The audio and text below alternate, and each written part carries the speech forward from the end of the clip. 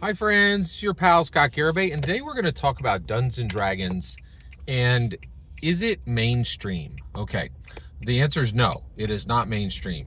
So does that mean it's not widely known? No, it is widely known. And so this is extremely confusing. I think it is Dungeons and Dragons is absolutely a cultural phenomenon. It's not me saying that. Wall Street Journal has talked about it. The New York Times has talked about it. It really is a cultural phenomenon. Its level of success is not seen in many other products. It's so powerful that it is openly discussed as a life brand. And the only equivalent really is Harley Davidson. Like my definition is wound up in this product. If I don't own a Harley, what even am I?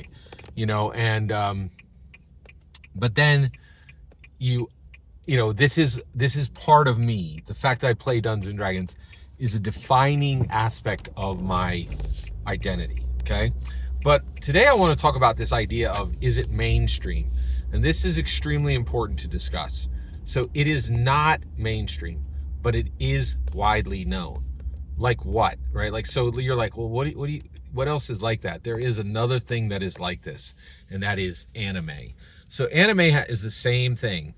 Anime is not mainstream. Yes, you can get it on Netflix. Actually, every single major streaming service now has anime as a segment, right?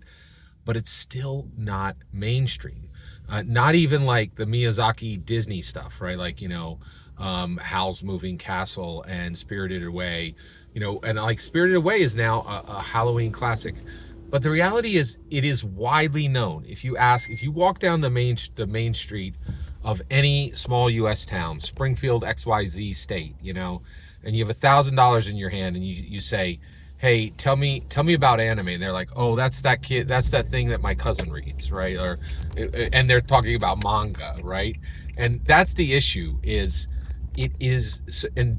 Anime is here, right? People know it. Everyone knows what anime is at this point, but not everyone reads it. Not everyone enjoys it, and not everybody understands it or even cares to understand it, right? And this is the thing. But we have arrived in a new place. Nobody's ignorant of Dungeons and Dragons anymore. It used to be a lot of people didn't even know what it was, didn't know about it, didn't know it existed. People still don't know what it is. That most people think it's a board game. It's literally sold as a board game in my friendly local game shop, right? And for many people, they still think Dungeons and Dragons is a board game. They don't really know the difference between a board game and a tabletop role-playing game. And I'll tell you right now, the term tabletop role-playing game is absolutely not widely known. Dungeons and Dragons is widely known, but it is not mainstream. And this is exactly like anime. Now, why is it? Why is it widely known but not mainstream? It still has a stigma, right? People will still to this day will say nerd stuff or nerd sh, and then say the rest of it. They really think it's nerd culture. I don't. I think the term nerd needs to be retired. It doesn't really have It doesn't have any functioning use anymore. We just don't structure the world like that. Nerd is more likely to mean your boss today than anything else, right?